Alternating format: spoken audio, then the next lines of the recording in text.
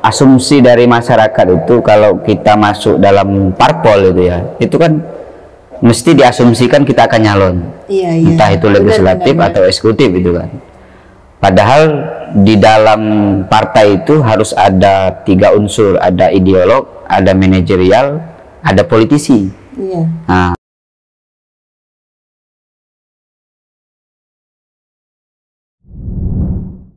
halo teman-teman, assalamualaikum warahmatullahi wabarakatuh. Back to our channel di Paradigms ID, pakai S ya bukan A. Nah teman-teman, kali ini kita kedatangan tamu baru nih. Namanya siapa bang? Abu Alka Arkaida. Abu Alka Arkaida, asli mana? Asli Palembang. Ya asli Palembang ya teman-teman. Jadi dulu awal kenal kita itu di UIN ya mas ya? Kayaknya di UIN, waktu itu acara biasa lah anak muda gitu kan, organisasi ya, sok-sok sibuk di organisasi gitu kan. Kemarin ikut PMI ya bang ya? Ya di PMI. Lama? Ya lumayan lah, selesai kuliah, selesai PMI, kita ya 7 tahun lah ya. Masa, 7 tahun loyalitas PMI ya. Terus sekarang sibuk apa bang? Udah lama nih gak ketemu? Ya, kalau keseharian di tenaga ahli fraksi Nasdem ya, fraksi Nasdem Kota, DPRD Kota Yogyakarta. Selebihnya ya kita meluangkan hobi lah ya, karena memang dari dulu kita berorganisasi. Hobinya berorganisasi ya? Iya. Silaturahmi itu kan enak loh, nambah rezeki loh. Jadi semakin banyak silaturahmi ya rezekinya semakin banyak. Rezekinya semakin banyak gitu ya. Oke, berarti kalau di fraksi apa? Nasdem? Iya. Di fraksi Nasdem. Berarti aktif juga di Partai Nasdem tingkat? Ya, kalau di partai kita di tingkat provinsi di DPW ya. Kalau Nasdem kan DPW, kalau PDI kan DPD. Kalau Gerindra itu DPD. Nah, PKB itu DPW. Nah, itu agak beda. Kalau di Nasdem dengan DPW itu provinsi berarti. Teman-teman tahu nggak? Nggak kan? Sama. Baru tahu dari bang ya. Ya. Iya teman-teman, jadi kita nge-recharge ya bagaimana kemudian semangat kita sebagai anak muda untuk kemudian ya bisa tadi kalau yang suka berorganisasi ya haruslah aktif di organisasi, tapi kemudian juga kalau kita lihat sekarang ya bang ya nggak banyak anak organisasi yang mau terus lanjut berorganisasi. Kan berorganisasi itu ibarat naluri nggak sih gitu kan, naluri untuk ya memang pada dasarnya anak itu aktif gitu kan, tapi kadang kan nggak sampai yang melanjutkan. Terus kalau misalnya udah selesai jadi mahasiswanya udah gitu. Kalau Bang Abu kemarin gimana? Kalau selesai S1 untuk memotivasi diri untuk terus terlibat di organisasi? Ya kalau saya kan karena memang pengen lanjut S2, jadi apapun kondisinya saya harus tetap bertahan di Jogja. Ya sembari saya merealisasikan lah gitu kan, hobi berorganisasi memang sejak dari SD ya, berorganisasi ya, ke pramuka ya. Sekarang pramukanya itu nggak dari TK. Ya saya nggak TK. Sama. Belum ada TK deh. Sekarang udah ada PAUD gitu kan. Jadi ya tetap berorganisasi. Jadi kalau di S1 dulu saya lebih banyak di ekstra, di intra. Terus ketika menjelang S2 saya di organisasi Orda gitu. Organisasi daerah itu kan, sembari ya mulai ya dari perjalanan organisasi itu ketemu tokoh-tokoh, kemudian dalam perjalanan ya masuk aktif di politik gitu kan. Intinya bagi saya banyak hal yang kita temukan dalam berorganisasi gitu kan, karena di situ kita dilatih untuk bangun komunikasi, berkompromi, bagaimana membangun kesepakatan gitu kan. Nah di situ kita dilatih. Nah, maka saya tidak bisa meninggalkan tradisi berorganisasi gitu ya. Terus kalau jenuh itu gimana ngatasinnya? 7 tahun loh. 7 tahun. 7 tahun itu di PMI-nya aja. Setelah itu lebih aktif benar. Ya, ya gimana ya, nggak ada istilah, ya ada titik-titik jenuh itu biasa kita, ya kita ini aja guyon di warung kopi gitu kan, kadang kita apa ya ke alam lah ya. Nah memang setelah saya refreshing juga ya, karena setelah saya selesai S1 itu kemudian saya kumpul dengan teman-teman Orda, terus ada apa ya, semacam ada hobi baru, naik gunung gitu kan. Jadi memang harus ada beberapa momentum gitu kan, kita harus menyatu dengan alam gitu kan, biar merefleksikan diri. Kalau misalkan apa itu ketika dia naik puncak Mahameru, pengen biar saya lebih tinggi dari Soeharto gitu kan, biar belajar juga bagaimana keadaan di pedalaman.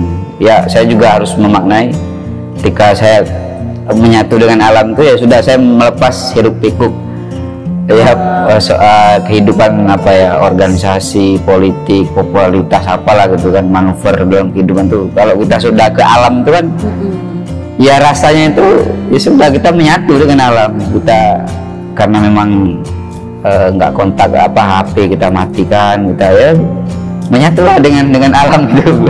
Tawa canda itu. Tapi sekarang kan masih sempat itu enggak ya? Terakhir naik gunung tuh 1 tahun yang lalu. Sebenarnya kemarin mau naik gunung lagi kita, cuman ya kadang memang waktu ya. Tapi tetap pengen apa tradisi itu tetap mau kita jalankan. Jadi kalau kita lihat Instagramnya orang-orang tokoh itu dulunya tuh sering ini loh teman-teman, sering naik gunung gitu. Coba lihat aja scroll gitu kan. Enggak, tapi kebanyakan loh kayak gitu. Iya. Enggak 1-2, tapi sepanjang yang saya temui kayak gitu. Nah, kalau soal abang ini politisi bukan? Disebutnya. kita Saya kayaknya belum tahapan politisi. Belum. Terus Mas, karena gini, tak jelaskan dulu. Asumsi dari masyarakat itu kalau kita masuk dalam parpol itu ya, itu kan mesti diasumsikan kita akan nyalon. Iya. Entah itu legislatif atau eksekutif itu kan. Padahal di dalam partai itu harus ada 3 unsur, ada ideolog, ada manajerial, ada politisi. Iya. Nah, ini ideolog tuh ya timpeng lah istilah itu ya, harus ada yang memang berpikir bagaimana apa namanya, visi lah itu kan, ideologi dari partai yang harus diperjuangkan dengan kemasan entah itu branding atau message yang kita pelajari kemarin. Nah kemudian ada manajerial yang ngatur lah gitu kan, bagaimana sirkulasi apa namanya, kaderisasi dan segala macam itu kan. Nah politisi yang terakhir, politisi itu memang orang-orang yang siap yang distribusikan entah nanti di legislatif atau eksekutif itu kan. Nah ada 3 unsur itu yang kadang tidak dipahami oleh masyarakat umum, terutama anak-anak muda gitu kan. Jadi memang di mana-mana kalau masuk politik itu mesti diasumsikan, dan bahkan politisi hampir semua orang masuk politik itu untuk nyalon tuh. Nah kalau saya enggak, karena kalau misalkan kalau saya meminjam bahasanya Budiman Sujatmiko itu manusia politik.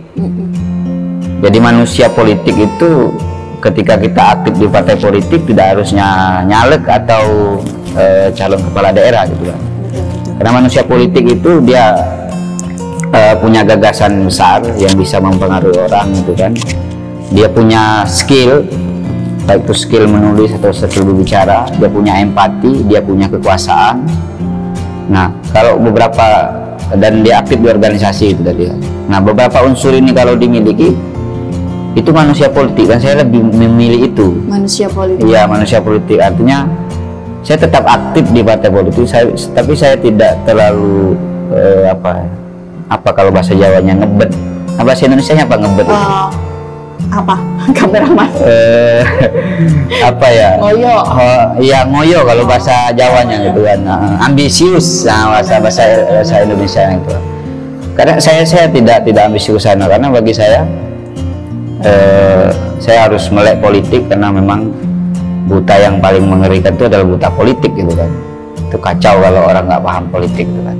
Maka saya pilihannya di manusia politik. Tidak tahu apakah 3 unsur tadi saya masuk yang di mana. Kalau mengatakan saya sang ideolog juga enggak gitu kan, tapi saya cinta bukan tema-tema ideologi gitu kan. Manajerial ya saya pernah memang membantu di sekretariatan, tapi kalau masuk untuk politisi itu kayaknya belum. Tapi kita sebagai generasi muda harus mempersiapkan. Benar. Kalau bahasa saya itu mempersiapkan. Kalau ditanya apa cita-citamu, ya bagi saya bukan sebuah cita-cita tetap ada mungkin, tapi yang poin paling penting adalah mempersiapkan diri. Artinya ketika besok kita diminta di legislasi, ya kita siap. Atau misalkan besok kita mau jadi diminta ngajar, ya kita sudah siap, kita sudah punya tiket gitu kan. Kalau misalnya kita mau jadi apa, misalkan di LSM atau dia dalam bidang apapun, saya pikir generasi muda itu adalah yang paling cocok bagi saya dalam mempersiapkan diri, sehingga ketika nanti kita diberikan amanah oleh masyarakat itu kan bisa, karena kita nggak pernah tahu tuh hidup ke depan mau jadi apa. Entah di politisi atau kita jadi apa, agamawan, jadi akademisi, nggak pernah tahu tuh. Jadi manusia politik ya mungkin bisa dikategorikan sebagai think tank juga nggak sih? Saya nggak tahu, saya nggak tahu ya. Karena saya suka dengan urusan kayak gitulah gitu. Jadi harus ada sense dulu ya, ketertarikan dulu. Ya harus ada ketertarikan yang itu yang membuat kita ya untuk melangkah ke dalam bidang tersebut. Benar-benar. Jadi memang bukan kemudian hari ini mengeneralisasikan kondisi politisi ya, atau orang menyebutnya politisi gitu kan. Bahkan kalau kita lihat di organisasi hari ini pun, padahal dia baru di organisasi gitu kan, kok udah disebut politisi kan, kayak gitu fenomena. Nah, iya. Dia baru di organisasi nih, bukan di partai, kok udah disebut politisi gitu. Ya. Di tempat apa juga gitu. Ya, makanya kalau orang sering nyebut kan, kita sering nyebut itu salah kaprah bener orang rumrah gitu orang sebutnya. Jadi salah kaprah bener orang apa kayak gitu kan kita bisa sebut. Jadi satu hal yang sebenarnya itu tidak tepat, tapi kan orang mengamini bahwa ini kebenaran gitu kan. Apalagi cuma tahapan ketika kita aktif di organisasi, di BEM kok sudah dianggap politisi. Gitu. Bagi saya tidak itu kan, karena politisi itu kan bagi saya ini bukan dalam tanda kutip ya, ini kan sudah berbicara politik praktis tuh. Karena kalau sudah politisi itu kan sudah urusan nanti masuk dari dunia politik, karena di sana ada pertarungan gagasan, pertarungan kepentingan antar partai kan, itu sudah masuk politik praktis. Tapi kalau dia manusia politik, ini kan berbicara ide, berbicara kebenaran, berbicara ideologi gitu kan. Tentu cenderungnya yaitu tadi dalam instrumen partai mungkin dia masuk kategori ideolog gitu kan.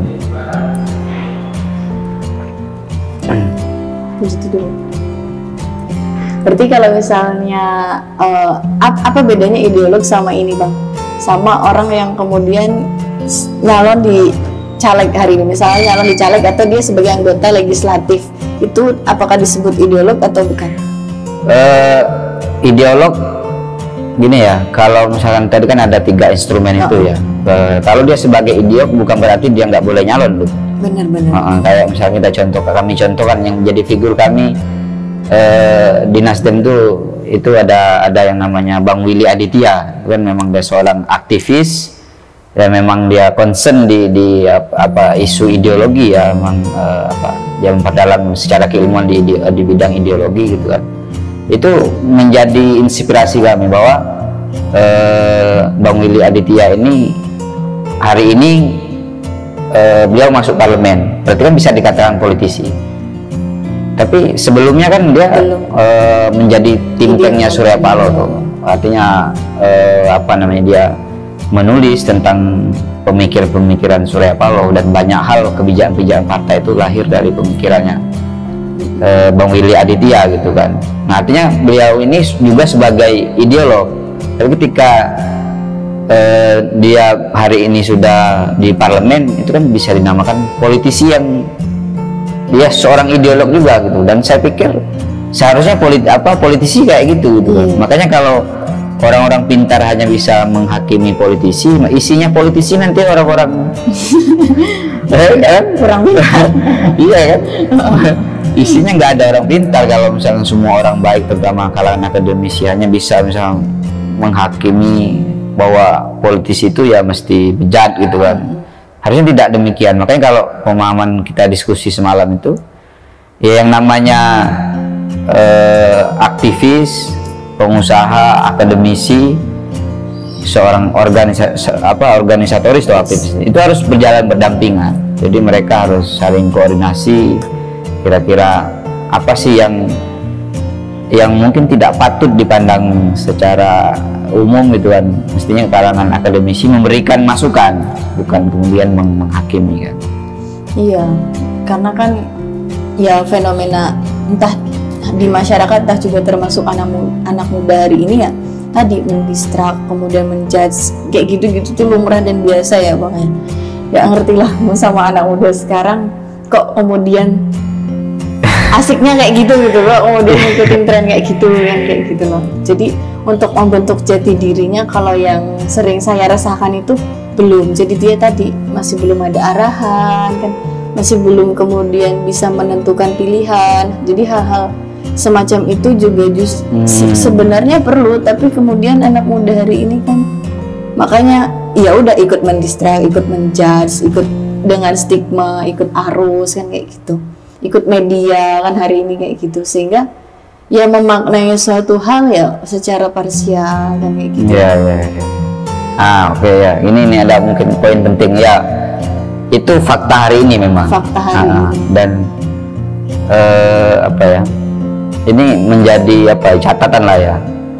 Kita kan hidup di era kemajuan teknologi ini kan, ya semuanya terbuka ya, dunia tersambung dan tidak ada privasi. Apa yang kita lakukan hari ini kan itu bisa terekam di Google kan. Bahkan kita ngobrol kayak ini, itu Facebook udah merekam dan pusat servernya itu udah tahu kita ngobrolin apa gitu. Misal kita bicara teroris itu kan mereka udah tahu gitu. Artinya memang nggak ada ruang privasi era sekarang. Nah, karena tradisi atau budaya bangsa Indonesia itu literasi medianya memang lemah, dan ini juga menjadi perhatian di generasi milenial gitu kan, terutama mahasiswa. Kita kan kadang mendapat satu informasi di medsos gitu kan, tidak tahu sumber kebenarannya, dan tanpa di cross check dapat misalnya di grup itu langsung di share. Nah ini menjadi poin penting untuk generasi muda dan perlu disampaikan kepada keluarga kita. Bahkan kayak kemarin kan yang nyebar hoax virus corona di Surabaya, itu udah bilang cuman dapat dari WA dengan niat agar ini yang lain tahu gitu. Maksudnya baik. Iya, niatnya baik. Iya baik, tapi kan dia nggak tahu sumber kebenarannya ini benar atau enggak gitu. Nah ini kan satu contoh yang paling dekat dengan kita, baru terjadi seminggu yang lalu atau beberapa hari yang lalu. Harusnya dicek dulu. Jadi triknya itu ya dicek, dicari di Google, ada nggak kira-kira berita ini di Kompas, di Detikcom gitu kan, inilah media-media mainstream lah gitu kan. Kalau nggak ada ya berarti dipertanyakan kebenarannya. Nah itu yang sering terjadi, dan di dalam menanggap beberapa isu juga demikian. Mereka hanya dapat pemahaman dari media. Kalau dulu kan media yang ngintip gerakan mahasiswa, kalau sekarang gerakan mahasiswa ngintip media. Kebalik ya. Iya, makanya pilar demokrasi sekarang beralih ke media.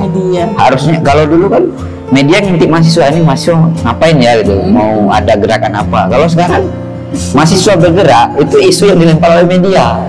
Iya.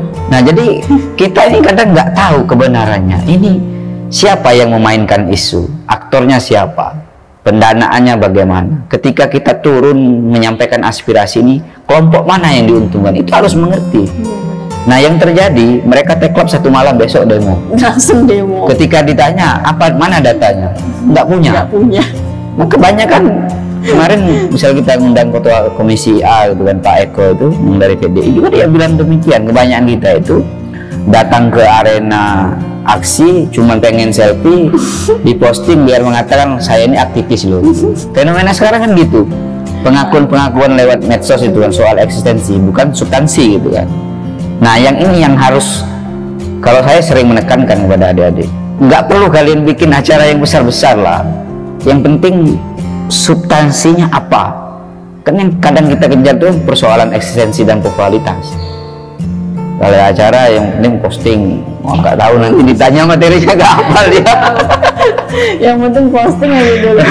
Nah ini sangat penting sekali, makanya saya pikir kita harus tahu ketika kita mau mengkritisi isu tertentu, kita ini berada pihak yang mana.